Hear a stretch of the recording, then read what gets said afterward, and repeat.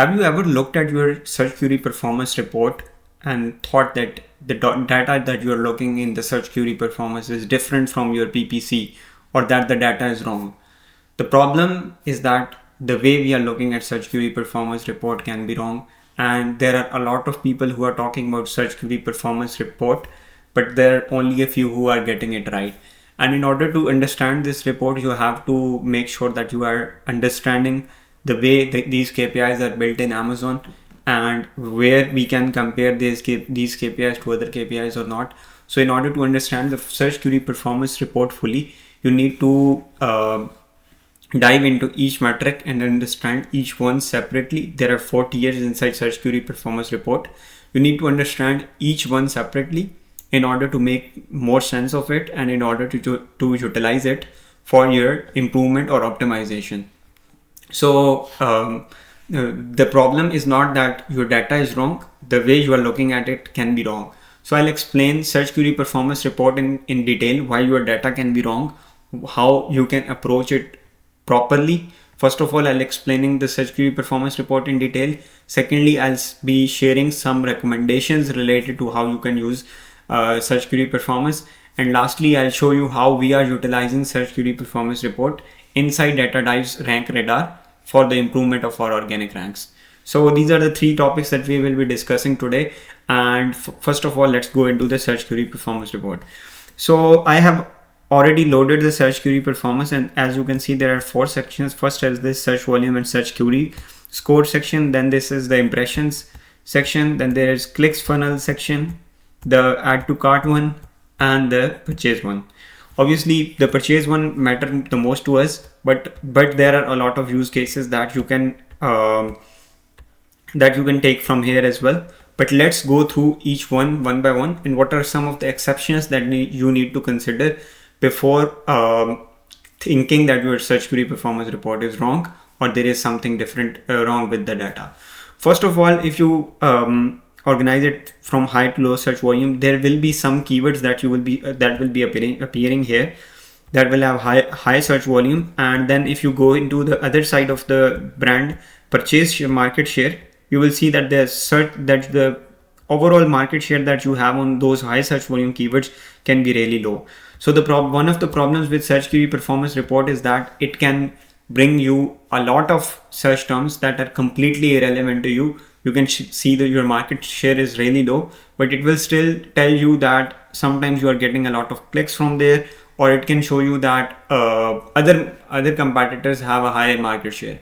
So make sure that you are not falling for or including all the clicks, and you're only considering a cluster of keywords that you want to consider in your ranking campaigns, or which are directly relevant to you. So all the search keywords inside the search query performance report are not directly relevant to you. So make sure that you only utilize those that are directly relevant to you. Next, search query volume. There is a lot of confusion and debate in the market about search query volume as well. Some people start comparing Helium 10's volume to the search query volume, and the founder of Helium 10 has also explained this through detailed posts and on his website as well. You can check there that the search volume that Helium 10 uses are basically normalized, and the search volumes appearing here are not normalized. These are the total number of queries that customers have typed in. So let's say if a customer typed the query 3 times in one day, and then on the next day again he typed the same query 2 times again, so Helium 10 will consider all of this as a single search, whereas the search query volume can consider it as 5 searches as well. So this normalization of data happens with the scale inside search volumes, but it doesn't happen with this search query volume. So that's why usually the search query volume on Amazon will be much higher than the overall search volume that you see in Helium 10. So don't compare these 2 things. And if you are considering the trend of your search volumes quarter by quarter or month by month, just make sure that you are taking one side of the data and comparing it with itself, comparing apples to apples and not comparing apples with oranges. So make sure that you are not comparing search volume from here with Helium 10 or Helium 10's search volume with this. So this thing with the search volume. Now let's go into the 4 proper funnel that we have, and the first one will be impressions. Alright, So what is an impression? An impression is basically a unique view that your product got. And the way Amazon describes this unique view is that whether the product has been loaded or not. And there can be a slight difference in terms of loading of the product as well. Let me go into the screen and show you what I mean by this. I will go into amazon.com, and what I will type is, I will type in, let's say, water bottles. As you can see, all of these results are appearing. These results are close to 54, and all of them have gotten an impression. Even though if I don't scroll below this page, the products that are appearing at the end of this page, at the end of this scrolling section, they will also get an impression. So this is the type of impression that you get on the desktop. But in terms of mobile, if I go into inspect and I open it on a mobile version, let's say, let it load.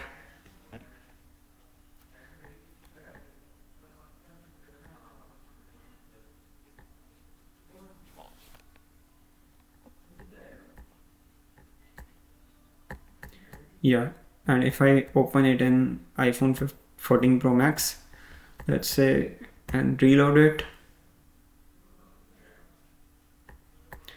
So the way you are seeing it, let me open it in the 100%. So the way you are seeing the search results, it is entirely different from the way you saw it on the mobile desk or on the computer desktop. And the number of search results that you will get on mobile phone will also be entirely different, and the total number of views that you will get will be low. Like there will be 25 to 30 products here, but on the desktop you get almost 55 to 60. So there can be slight difference in the way you are getting impressions through mobile and desktop. So for tracking your impressions, you cannot compare these impressions with the impressions that you are getting on campaigns, because both of these can be entirely different. So do not compare let's say the impressions that you're getting through your search terms report with the keyword on in here. So yeah, this needs to be total count, brand count. You cannot take the impressions from here and compare it with the search terms report impressions, because there can be difference in the way the impressions are being counted in both type of reports. And Amazon also does not recommend that you compare the impression data from one report and compare it with the other. But overall, as you can see, it is giving you brand count, then it gives you a total count, then it gives you brand count, then it gives you the percentage. So out of the total impressions that the niche received, how much your product received, so and related to that keyword. So it can be a valuable source of information, and you can know that for the most important keywords, if you are not getting the relevant impression, whether you are indexing for this search term or not, do you have enough bids. So these type of details you can know from this brand count or brand share percentage, by understanding that whether you are appearing in front of the customers enough number of times or not. This gives you an idea of whether you are bidding enough for it or not, and secondly, whether you are indexed for it or not. This is very important when you are considering to appear in the maximum, when you're trying to cover maximum market and make sure that you're appearing in front of all the relevant search terms. There can be instances where you think that your bid is competitive, but if your brand count share, impression share is low, that means there is some problem and you need to diagnose this. Secondly, let's come onto the clicks. Clicks is the most neglected section. There is so if you go into the clicks section, there is brand share in terms of clicks, and most of the people start comparing the number of clicks that they are getting from their search term report with the clicks that they're getting on their search query performance report. However, there are some organic placements that are also being clicked, so there can be difference in terms of numbers. But one thing that you can see from here is that if your brand count on the impressions is really high and your click numbers or your click rate is really low, that means people are seeing your product on that keyword but not clicking on it. So in that case, you need to find out two main reasons. Is your image effective enough for that keyword as compared to other competitors that are appearing? Number one. Number two, is your price competitive with the niche? If you're getting a lot of impression share and not getting enough click share, that means people are not clicking on your product. That means for that particular keyword, your price offering is not competitive enough, or your image is not attractive enough. Your image is not able to convey the quality that you are providing on that for that price. For example, in some of the niches that we work in, even the higher price items are clicked. The reason being, they are of more premium quality. That is, I'm talking about leather quality. So if 5 sellers are selling the fox leather, but one is selling the pure leather, and even if he has a 2x or 3x price, people will still click on it.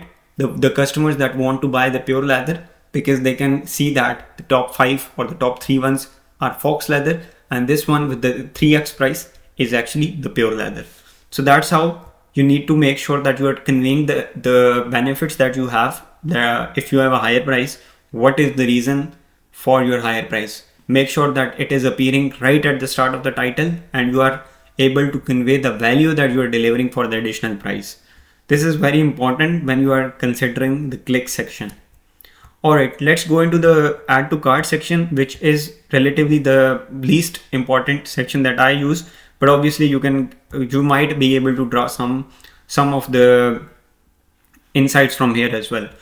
And lastly, I will go into the purchase section, which is the most important one, and a lot of people use it. But you need to make sure that if your brand share drops, let's say,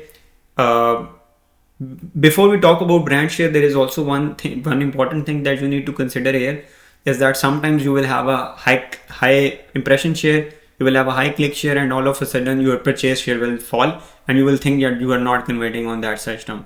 However, there is an attribution problem with some of the listings as well. When there are, let's say, 15 to 20 variations, so some of the link between clicks to purchase can break when the customer clicks on one product but ends up buying the other. So in that scenario, the search query performance will not show you the purchases. So this is one of the important thing that oftentimes people get wrong, and then they think that their search query performance report is wrong.